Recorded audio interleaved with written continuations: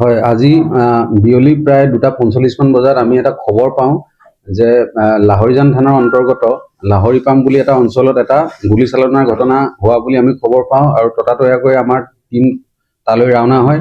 তাত গৈ পেলাই আমি গম পাওঁ দেখো যে এজন মানুহ গুলীবিদ্ধ হৈ তাতে পৰি আছে আৰু যিজন মানুহে তেওঁক গুলীচালনা কৰি পলাইছিলে তেখেতক মৰিগাঁও থানাৰ অন্তৰ্গত ওচৰা ওচৰি এডোখৰ ঠাই পাতিদৈয়া বুলি কয় অঞ্চলটোত তেখেতক ৰাইজৰ সহযোগত আমাৰ আৰক্ষীয়ে কৰায়ত্ব কৰিবলৈ সক্ষম হৈছে আৰু তেখেতৰ লগত এটা .32 পিষ্টল আৰু 3 জাই আপোনাৰ সক্ৰিয় গুলী আমি উদ্ধাৰ কৰিবলৈ সক্ষম হৈছো।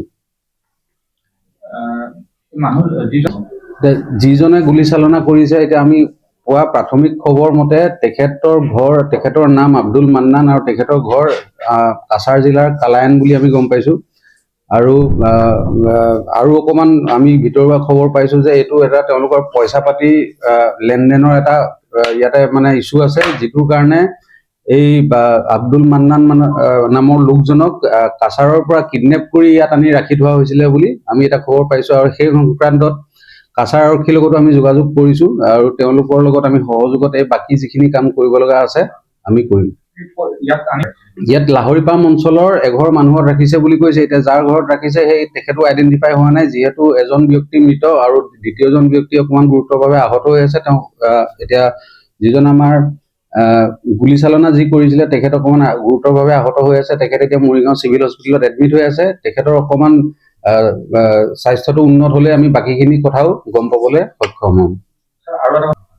এতিয়া আমি পোৱা যিখিনি প্ৰাথমিক খবৰ 2জন মানুহে একেলগে কাছাৰৰ পৰা আহিছিলে। এতিয়া তেওঁলোক দুজনৰ মাজত কি সম্পৰ্ক, কেনেকুৱা সম্পৰ্ক বা কি তাগিদাত পৰি ইয়ালৈ আহিব লগা হ'ল বা কিডনেপ কৰি আনিব লগা হ'ল সেইখিনি বস্তু আমি পৰৱৰ্তী তদন্ত কৰিলেহে আমি সেইখিনি গম পাম।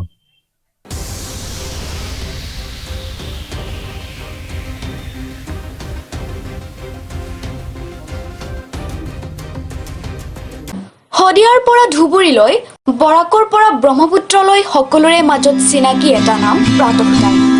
থলুৱা ভাষা, কৃষ্টি আৰু সত্য বাতৰিৰ আধাৰত প্ৰতিষ্ঠিত খবৰ প্ৰাতঃ টাইমৰ প্ৰতিটো বা বাতৰি পুংখানুপুংখভাৱে চাবলৈ Facebook, YouTube, website, Twitter, Instagram আৰু ব্লগাৰ পেজত লাইক আৰু ফ'ল' কৰক।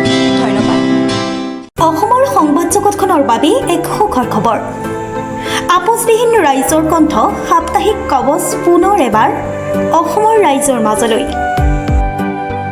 স্বত্বাধিকাৰী প্ৰণীতা কলিতাৰ দ্বাৰা প্ৰকাশিত আৰু আপোচবিহীন একাংশ নপুৰণি অভিজ্ঞতাপুষ্ট সাংবাদিকৰ দ্বাৰা প্ৰচাৰিত তথা eco printing press, Guwahati, Katabari, গড়চুকত মুদ্ৰিত সাপ্তাহিক কবচ এতিয়া অসমৰ বিভিন্ন প্ৰান্তত উপলব্ধ। আমাৰ ঠিকনা মুখ্য কাৰ্যালয় অসম ফৰেষ্ট স্কুল, হৰি মন্দিৰ পথ, গুৱাহাটী আৰু উপ কাৰ্যালয় কলিতা মাৰ্কেট, বিজয়নগৰ, কামৰূপ, অসম।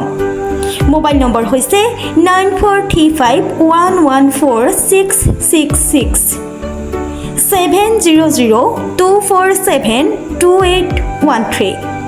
আমাৰ ইমেইল আইডি হৈছে kobos2025@gmail.com।